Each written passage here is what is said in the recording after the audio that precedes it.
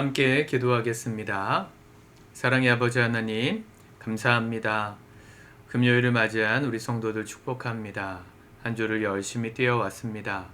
9월에 또 시작도 또 새 한 주도 은혜 가운데 여기까지 걸어오게 하신 주님을 바라봅니다.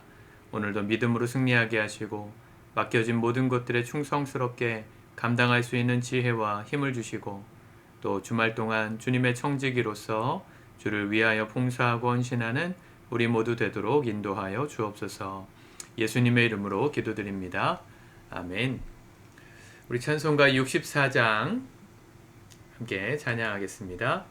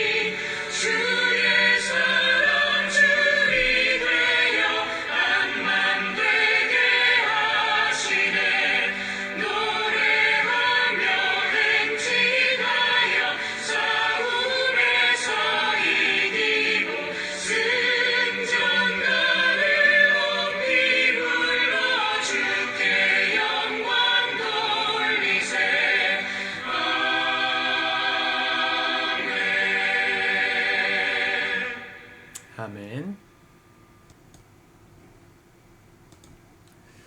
오늘 하나님 말씀은 스바냐 2장 4절에서 15절까지의 말씀입니다. 같이 먼저 읽고 묵상하도록 하겠습니다. 가사는 버림을 당하며 아스글론은 폐허가 되며 아스돗은 대낮에 쫓겨나며 에그로는 뽑히리라. 해변 주민 그렛 족속에게 화 있을진저 블레셋 사람의 땅 가나아나 여호와의 말씀이 너희를 치나니 내가 너를 멸하여 주민이 없게 하리라. 해변은 풀밭이 되어 목자의 움막과 양떼의 우리가 거기에 있을 것이며 그 지경은 유다 족속의 남은 자에게로 돌아갈지라. 그들이 거기에서 양떼를 먹이고 저녁에는 아스글론 집들에 누우리니 이는 그들의 하나님 여호와가 그들을 보살피사 그들이 사로잡힘을 돌이킬 것임이라. 내가 모압의 비방과 암몬 자손이 조롱하는 말을 들었나니 그들이 내 백성을 비방하고 자기들의 경계에 대하여 교만하였느니라. 그러므로 만군의 여호와 이스라엘의 하나님이 말하노라. 내가 나의 삶을 두고 맹세하노니 장차 모압은 소돔 같으며 암몬 자손은 고모라 같을 것이라. 찔레가 나며 소금 구덩이가 되어 영원히 황폐하리니 내 백성의 남은 자들이 그들을 노략하며 나의 남은 백성이 그것을 기업으로 얻을 것이라. 그들이 이런 일을 당할 것은 그들이 만군의 여호와의 백성에 대하여 교만하여졌습니다. 여호와가 그들에게 두렵게 되어서 세상의 모든 신을 세약하게 하리니 이방의 모든 해변 사람들이 각각 자기 처소에서 여호와께 경배하리라. 구스 사람들아, 너희도 내 칼에 죽임을 당하리라. 여호와가 북쪽을 향하여 손을 펴서 아수르를 멸하며 니느웨를 황폐하게 하여 사막같이 메마르게 하리니 각종 짐승이 그 가운데 때로 누울 것이며 당아와 고슴도치가 그 기둥 꼭대기에 깃들이고 그것들이 창에서 울 것이며 문턱이 적막하리니 백향목으로 지은 것이 벗겨졌습니다. 이는 기쁜 성이라 염려 없이 거주하며 마음속에 이르기를 오직 나만 있고 나 외에는 다른 이가 없다 하더니 어찌 이와 같이 황폐하여 들짐승이 엎드릴 곳이 되었는고. 지나가는 자마다 비웃으며 손을 흔들리로다. 아멘. 스바냐는 이 멸망 직전에 있었던 남유다 왕국의 회개를 촉구하던 선지자입니다. 하나님의 말씀이 여러 선지자들을 통해서 전해졌는데 스바냐는 특별히 남유다뿐만 아니라 주변에 있었던 나라들에 대한 심판도 강조해서 전하고 있음을 볼 수 있습니다. 4절 보면 가사는 버림을 당하며 아스글론은 폐허가 되며 아스돗은 데낫에 쫓겨나며 에글론은 뽑히리라. 이 이스라엘 가나안 땅 주변에 있었던 족속들입니다. 블레셋, 또 가사, 아스글론, 아스돗, 이 다 블레셋 지형의 땅입니다. 팔레스타인. 지금의 가자지구 쪽과 가자지구 쪽을 중심으로 해변 도시들, 여기가 지금 이 당시에 블레셋 지형이었는데 이스라엘을 그때도 대적하고 있었고, 왜 그랬냐면 이 블레셋은 사실은 가나안의 토착민이죠. 원래 그 땅을 차지하고 있었던 사람들인데 하나님이 출애굽했던 이스라엘 백성에게 그 땅을 주셨습니다. 더 오래된 역사로 따지면 아브라함에게 주신 땅이고 이스라엘 민족이 먼저 살던 정착지였던 건데, 하나님께서 요셉의 시대에 기근을 통해서 이집트에 정착하게 하신 기간이 꽤 길었죠. 그리고 돌아온 것입니다. 원래 주인이 원래 땅을 찾으러 왔지만 역사가 한 400년 넘는 시간 동안에 잊혀진, 그렇죠? 우리 뭐 30년만 지나도 잊어버리잖아요. 근데 400년이 지났으니까 그 땅의 원래 주인이 누구였는지 이 토착민들은 관심이 없었을 거예요. 그래서 이스라엘이 이 가나안 땅을 다시금 되찾고 여전히 남아있었던 블레셋 족속이 있었습니다. 원래 여호수아에게 모든 블레셋 땅의 사람들과 짐승을 다 진멸하라 하셨는데 남겨두었죠. 항상 죄의 뿌리가 남아있으면 언제든지 우리에게 가시가 되어서 괴롭힘이 됩니다. 남유다가 하나님의 말씀을 어기고 심판의 대상이 되어서 고생하는 모습을 보면서 이 열방에 있었던 주변 나라들이 이스라엘 백성들을 조롱하고 비웃었습니다. 그들을 향한 하나님의 심판이 선언되고 있는 것입니다. 특별히 8절, 내가 모압의 비방과 암몬 자손이 조롱하는 말을 들었나니 그들이 내 백성을 비방하고 자기들의 경계에 대하여 교만하였느니라. 그러므로 만군의 여호와 이스라엘의 하나님이 말하노라. 내가 나의 삶을 두고 맹세하노니 장차 모압은 소돔 같으며 암몬 자손은 고모라 같을 것이라. 암몬과 모압, 조상이 누구죠? 아브라함의 조카였던 롯. 롯이 소돔과 고모라에서 낳은 자녀들인데 누굴 통해 낳았어요? 딸들을 통해서 낳습니다. 천사가 이제 소돔과 고모라를 멸하기 위해서 갈 때 롯의 가족은 아브라함으로 인해서 은총을 입었습니다. 살 수 있는 길이 열렸고 산으로 도망하다가 아내는 뒤를 돌아봐서 소금 기둥이 되었고, 남겨진 아버지와 두 딸이 산에 응거하다가 딸들이 얘기하죠. 우리가 이대로 있다간 아버지의 대가 끊어지겠다. 우리가 아버지에게 술을 마시게 하고 한 명씩 들어가서 동침해서 이 대가 끊어지는 걸 면하자 해서 낳던 자식들이 암몬과 모압이죠. 그들을 가리켜서 주님이 심판의 메시지를 선언하시는데 그때의 이야기를 하시는 겁니다. 모압은 소돔 같으며 암몬 자손은 고모라 같을 것이라.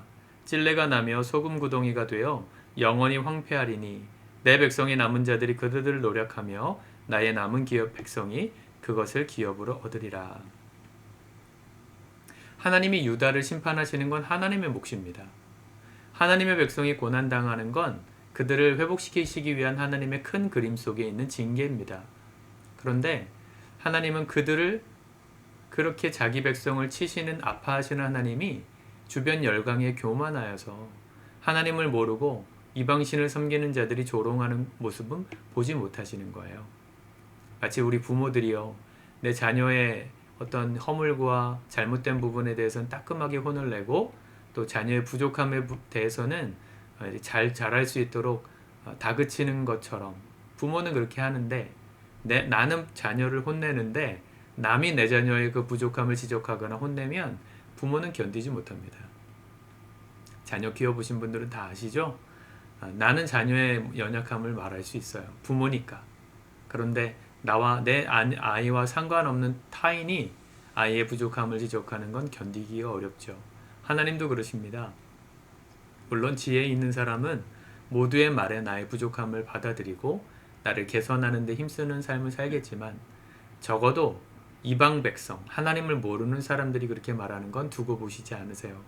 그래서 그들을 심판하시는 이유를 말씀하시는데 8절에도 그들이 교만하였기 때문이다 그랬고 10절에도 그들이 이런 일을 당한 것은 그들이 만군의 여호와의 백성을 회방하고 교만하여졌습니다. 교만에 대해서 말하십니다. 15절도 마찬가지죠. 그 15절에 대한 말씀은 이 니느웨, 아수르의 수도였던 니느웨와 이 바벨론에 대한 심판인데요. 아수르에 대한 심판이 먼저 선포되는 것인데 이는 기쁜 성이라. 니느웨가 기쁜 성이란 뜻이에요. 염려 없이 거주하며 마음속에 이르기를 오직 나만 있고 나 외에는 다른 이가 없다 하더니 어찌 이와 같이 황폐하여 들짐승이 엎드려질 곳이 되었는고 지나가는 자마다 비웃으며 손을 흔들리로다. 하나님이 이스라엘 백성을 심판하시는 이유도 하나님의 은혜를 잊어버리고 자기들이 뭔가 잘해가지고 잘된 것처럼 교만했기 때문이었고요. 이방 백성을 치시는 이유도 그들이 교만했기 때문이다 말씀하십니다. 우리 안에 교만은 단순히 으스대고 잘난 척하는 것을 뛰어넘습니다. 내 인생에 내 모든 공로가 하나님이 아니라 하나님의 은혜로 인한 것이 아니라 내가 열심히 해서 그런 거지. 내가 회사에서 열심히 일해가지고 돈 많이 번 거지. 내가 공부 열심히 해가지고 이만큼 올라온 거지 하는 그 마음들이 교만인 것이죠.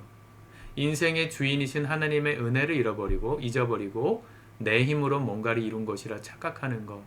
이 이스라엘 백성들도 그랬고 그들의 심판을 주변에서 지켜보던 다른 열강들도 똑같이 교만하여서 심판을 자초하게 되었습니다. 우리의 삶에 지난 한 주간의 삶을 돌아보며 혹시 내가 하나님 앞에 교만했던 적은 없는가 돌아볼 수 있기를 축복합니다. 어떤 걸 점검해야 될까요? 주님이 내게 주신 모든 삶의 은혜들을 잊어버린 것, 그게 교만입니다. 하나님이 건강 주셨고 하나님이 좋은 날씨 주셨고 출퇴근길 가운데 아무런 사고 나지 않도록 지켜주셨고 자녀들의 삶을 지켜주셨고 내가 하는 일에 복 주셔서 잘되게 하신 이 모든 역사의 이면에는 하나님의 은혜가 있는데 우리가 그 은혜를 잃어버리는 순간 교만하게 되는 것이죠. 하나님의 은혜를 잊지 않은 사람, 겸손한 사람, 예배하지 않을 수 없습니다. 매 순간 하나님께서 주신 은혜가 나를 여기까지 인도하셨다 깨닫고 믿는 사람은 주님께 감사의 예배를 드리지 않을 수 없습니다. 우리의 마음에 오늘 교만함을 내려놓고 하나님 앞에 겸손히 다시금 그분의 은혜를 기억하고 그 은혜에 감사하며 예배하는 삶이 회복될 수 있기를 축복합니다. 주말 동안 가족끼리 예배하시고 또 기도회나 주일 예배에 나오셔서 예배하시고 피곤해도 지쳐도 그 은혜가 없으면 아무리 내가 노력해도 잘 될 수 없어요. 아무리 내가 건강관리 열심히 해도 은혜가 없으면 지켜지지 않아요. 제가 최근에 팔을 조금 다쳐가지고 혼자 넘어져가지고 이렇게 좀 뭘 발라놨는데 피부가 많이 상했는데 여기 상한 거에다가 이렇게 수분밴드를 발라놓으니까요 진물이 흐르면서 여기가 회복되기 시작해요. 근데 수분밴드가 해주는 일은 별로 없다 그러더라고요. 그냥 진물을 빨아주고 더 번지지 않도록 막아주고 물이 닿지 않도록 방수 역할을 해주는 것뿐 이 축축한 상황을 만들어줘서 피부가 재생되는 걸 더 빠르게 도와주는 것밖에 없다고 하더라고요. 우리의 몸이 회복되는 것도요. 내가 영양제 먹고 운동하고 다 중요하지만 하나님의 은혜가 없으면 지킬 수 없는 겁니다. 하나님이 매 순간 은혜 주셔서 여기까지 왔구나. 그러면 겸손합니다. 내가 노력해서 이만큼 건강해졌다 자랑하지 않습니다. 여러분들에게 겸손의 은혜가 임해서 마땅히 하나님을 예배하는 삶이 우리에게 당연해지고 또 기쁨으로 주일에 모여서 하나님을 뜨겁게 찬양하고 예배드리는 겸손한 주의 종들 다 되실 수 있기를 주님의 이름으로 축복합니다. 기도합시다. 주님, 우리의 모든 것이 하나님의 은혜임을 기억하기 원합니다. 나의 건강도, 내 모든 삶의 영역들도, 오늘 자고 일어나 눈을 떴던 것도, 내 삶의 노력으로 얻어진 모든 성취도 내 공로가 아니라 나의 주인이신 하나님의 은혜였음을 잊지 않게 도와주시옵소서. 교만하여 심판을 자초하는 불행한 인생 아니라 겸손하게 하나님을 영원토록 예배하는 축복된 인생 살아갈 수 있도록 인도하여 주옵소서. 예수님의 이름으로 기도드립니다. 아멘.